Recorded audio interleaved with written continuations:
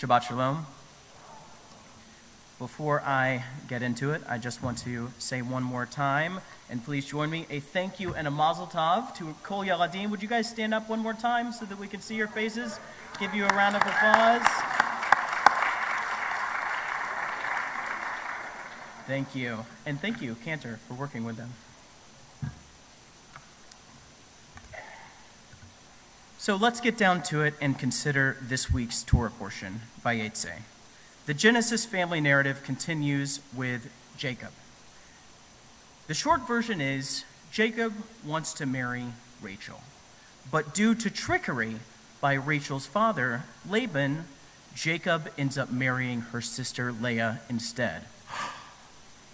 And then later, he marries Rachel too. Rachel was the preferred wife, but Leah was the more fertile wife. Leah keeps having children, and more children, and more children, and when she chooses names for each kid, and this is right there in the Torah, let's see, how can I put this delicately?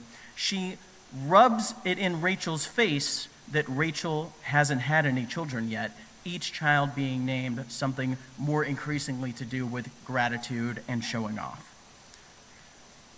For more about the Days of Our Lives Genesis soaps, you can join us tomorrow morning at 9:15 for Torah study. But for now, let's focus on Jacob and Leah's fourth son, Judah. The verse containing Judah's birth and naming is in your Shabbat handout on page 5, which I ask each of you to turn to now. It reads, "She conceived again and bore a son and declared, 'This time I will thank Adonai.' Therefore she named him Judah." Now in English, "this time I will thank Adonai" and Judah don't seem to have much to do with each other, which is why we have the verse in Hebrew in our handout as well.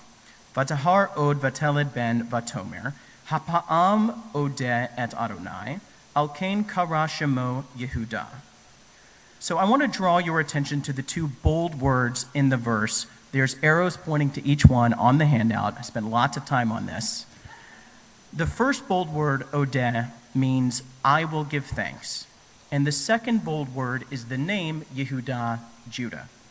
The word play in Judah's name is the root Yud Daled He, also on the handout, which means to give thanks or thank. While each son of Jacob, as I said, is given a name and an explanation of why that name was chosen, this etymology of this name, Judah's name, is the most important one, not only of his brothers, but in the entire Torah, because it is by this son's name that the people Israel have been known almost exclusively for just shy of 2,000 years. Jews. Once again, the English connection to the name Yehudah and Jews is blurred, but if you hear the word Jew in almost any other language, you can hear it. Judah in German, Judeo in Spanish, Jud in Czech, which I'm probably mispronouncing, Yod in Dutch, Judaïjin in Japanese. You can hear the root Yud Daled He. There's great significance in naming ourselves after Yehudah, calling our people Yehudim. The name Judah, and any version of the word Jew, is based on that Hebrew root that means to give thanks. So I hope you're all with me and see what this means. To be Jewish means to be giving thanks. It's right there in the grammar. Literally, Thanksgiving is Jewish.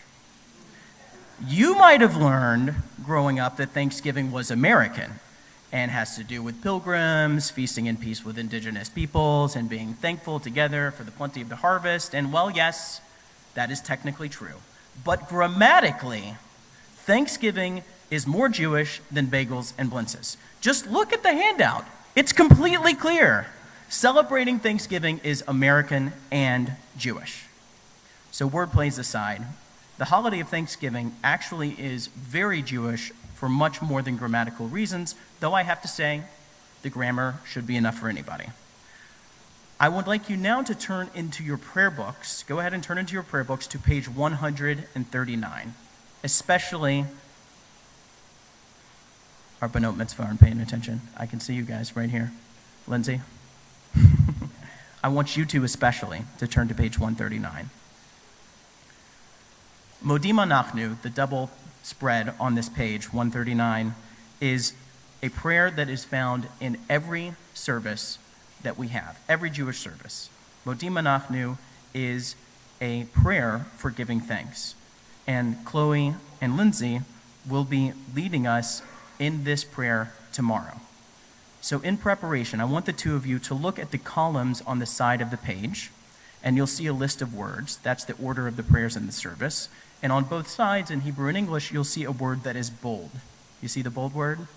That word, hoda'ah, is, again, that root, thanksgiving. The same root, right in your services, and you'll read that prayer tomorrow.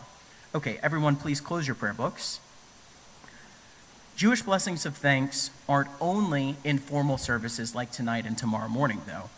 If it's a rainbow, or you got some new clothes, if you're going out on a special trip, or if you just successfully used the bathroom, which, as Cantor Abelson can tell you, that's more and more of an achievement the older you get.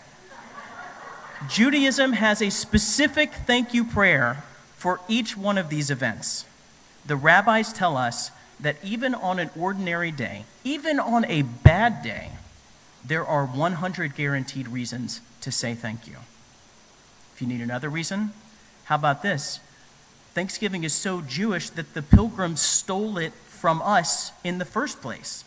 They just changed the name of Sukkot and moved it a couple months later to November. Think about it. The pilgrims were Protestant separatists. They were religious. They knew Bible. And most scholars really do agree that they looked to the Hebrew biblical scriptures about Sukkot in order to get inspiration for this fall harvest festival. And deep down, I think we all know it can't be coincidence that both holidays involve an absurd amount of gourds. An absurd amount of gourds. If you were here during Thanksgiving, you saw them all over the synagogue sanctuary, and I'm sure we all have that one sort of tacky, eccentric aunt who brings all the gourds and lays them around the table. Okay, I'm looking around, maybe that's just my family, but moving on. The real reason that Thanksgiving is Jewish is because we, American Jews, have made it Jewish. Now, this is participatory. I'm asking for participation. Raise your hand if you have ever been to a Thanksgiving and brisket was on the table. Okay? Take a look around. I don't think I even need to explain this one. Let's just say that my non-Jewish friends from Tennessee, there was a brisket on their table. I don't even know that they know what brisket is, to be quite honest with you. Now, here's another one. Raise your hand if your Thanksgiving usually starts after 5 p.m. Raise your hand if it starts after 5 p.m. Okay, great. And raise your hand if it starts before 5 p.m. Okay, so that looked like a 2/3, 1/3 split, 2/3 for before 5 p.m., which just means that we're extra American, because the standard American average start time for Thanksgiving is 3 p.m., but Jews pulled that later because we just don't understand having a holiday meal before the evening. Because to us, Thanksgiving goes right up there with Erev Rosh Hashanah dinner and Passover. More Jewish, we even sometimes start the Thanksgiving meal with some of the same blessings. Beyond Jews making Thanksgiving more Jewish, however, Thanksgiving has helped make Jews more American. Unlike other holidays that are celebrated by our Christian and non-Jewish neighbors, co-workers, our children's schoolmates, Jews have never felt shy of participating in Thanksgiving 100% and to feel great about that. Every wave of Jewish immigrants post-Civil War, celebrating Thanksgiving has been a serious rite of passage in becoming American, to have the turkey, to gather on that day. It was a way to feel that we are in America now, we're not in the old country anymore.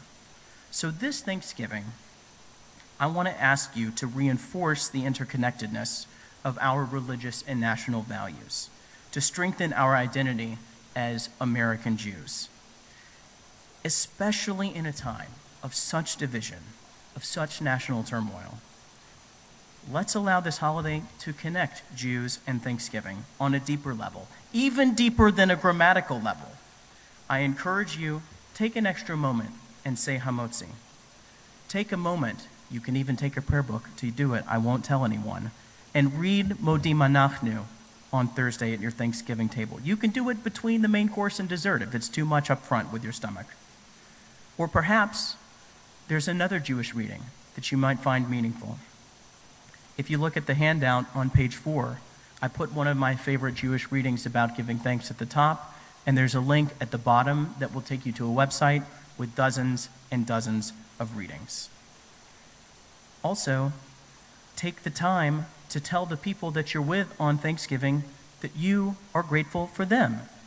Okay, maybe not everyone at the table. We all know how families work, but the ones you like, tell them that you're grateful.